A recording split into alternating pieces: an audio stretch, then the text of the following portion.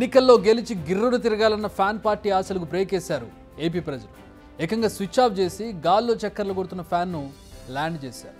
దీంతో ఇప్పుడు ఆ పార్టీలో గాలి ఆడక ఉక్కపోత మొదలైంది. దీనికి తోడు అధికార టీడీపీ దెబ్బకు చెమటలు కక్కుతున్నారు ఆ పార్టీ నేతలు. ఇంతకీ ఏపీలో ప్రస్తుతం వైసీపీ పరిస్థితి ఏంటి, అంటే పార్టీ పరిస్థితి ఏంటి, ఆ పార్టీ భవిష్యత్ ఏంటి, ఈ గ్యాప్లో ఆ పార్టీ నేతలకు ముంచుకొస్తున్న ఉపద్రవాలేంటి?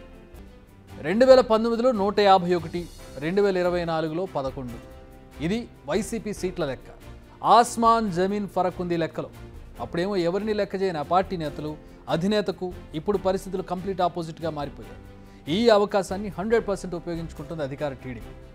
గడిచిన 5 ఏళ్లలో వారు చేసిన ఒక్కో వ్యవహారాన్ని పక్కా ఆధారాలతో సహా బయట పెడుతోంది. దీంతో జనాల్లో ఇప్పటికే పలుచునైన వైసీపీ పరువు పూర్తిగా గంగలో కలిస్తే పరిస్థితి వచ్చింది. ఫస్ట్, రిషికొండపై భారీ భవన నిర్మాణం.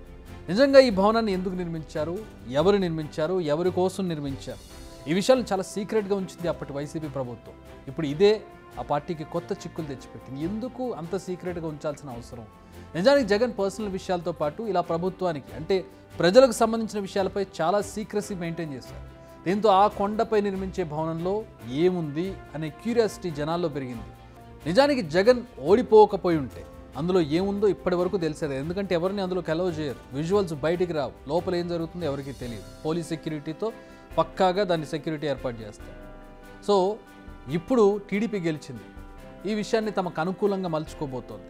ఆ ప్యాలెస్ డీటెయిల్స్ను ప్రజలకు రివీల్ చేసింది. మీడియా సిబ్బందితో పాటు రాజకీయ నాయకులు అందరూ కూడా అందులోకి వెళ్ళి విజువల్స్ బయటికి తీసుకొచ్చారు. దీంతో ఇంత ఖర్చు పెట్టి జగన్ దీన్ని నిర్మించారనే విషయం ప్రజల్లోకి వెళ్ళింది.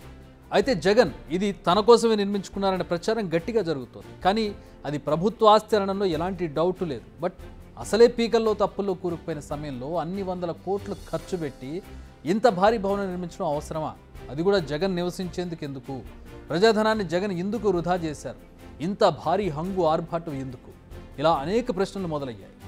సెకండ్, ఇన్నాళ్ల పాటు తాడేపల్లి ఏరియా మొత్తం ఆంక్షల వలయంలో ఉండేది. అటువైపు సీఎం, వైసీపీ వారికి తప్ప సామాన్య జనం అడుగు పెట్టేందుకు అవకాశం కూడా ఉండేది కాదు. అఫ్కోర్స్ సీఎం ఉండే చోట కొన్ని ఆంక్షలు ఉంటాయి.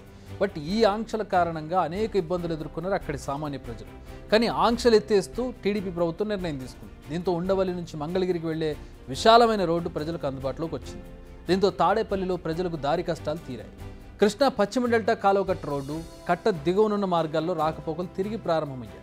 గతంలో సీతానగరం నుంచి రేవేంద్రపాడుకు కాలువకట్ట మార్గంలో వెళ్లేవారు.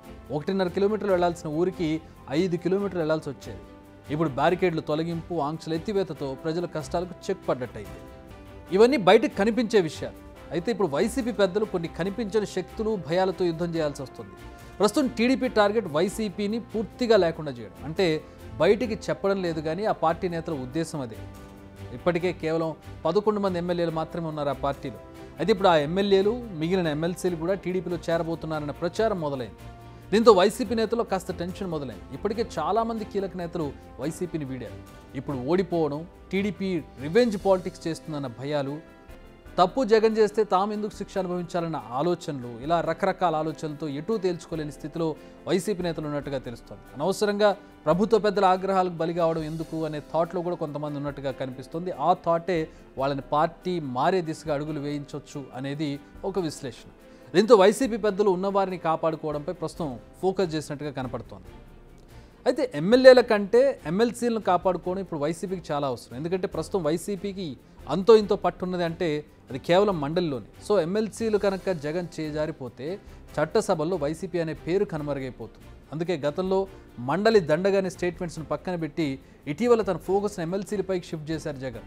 వారితో భేటీలు నిర్వహించారు, పోరాటం అప్పుడే అయిపోలేదంటూ వాళ్ళకి మోటివేట్ చేసే ప్రయత్నం చేశారు.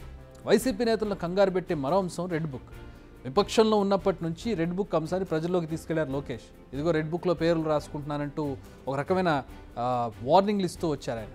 చట్టవిరుద్ధంగా ప్రవర్తించిన ఒక్కో నేత కానీ, అధికారి కానీ వాళ్ళ పేర్లను తను నోట్ చేసుకున్నానని, అధికారంలోకి రాగానే అందరిపై చర్యలు తీసుకుంటామని ఆయన అనేవాడు. సో ఇప్పుడు కూడా అదే మాట చెబుతున్నారు. రెడ్ బుక్ తన పని తాను చేసుకుపోతుందన్నారు. అంతేకాదు తాము చాలా సంయమనంగా వ్యవహరిస్తున్నామంటున్నారు లోకేష్. ఈరోజు కూడా తాడిపత్రిలో మా కార్యకర్తను చంపేశారు. చంద్రబాబు నాయుడు గారు ఓర్పు సహనంతో మమ్మల్ని ఉండమన్నారు కనుక ఓర్పు సహనంతో ఉన్నాం.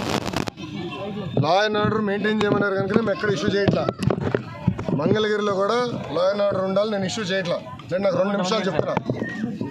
నేను మిమ్మల్ని అడుగుతున్నా, ఎక్కడండి వైకాపా కార్యకర్త, ఎవరికి దెబ్బ తగిలింది, ఎవరిని చంపాం? మేము ఒక్కడి జోలికి వెళ్ళాం. మేము వాళ్ళు ముగ్గురు మమ్మల్ని చంపి తిప్పి మా పైన ఆరోపణ చేస్తాం, కరెక్ట్ కాదు.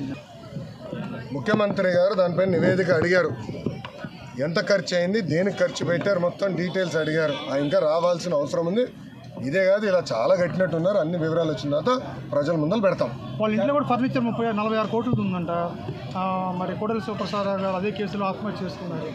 అదంతా అధికారులు వాళ్ళ ప్రాసెస్ వాళ్ళు ఫాలో చేసుకుంటారు. Thank you. కానీ టీడీపీ మాత్రం పక్క ప్లానింగ్తో ముందుకు వెళ్తున్నట్టుగా కనపడుతోంది. సామదాన భేద దండోపాయాలు అన్నట్టుగా వైసీపీని అన్ని వైపుల నుంచి చుట్టుముడుతోంది.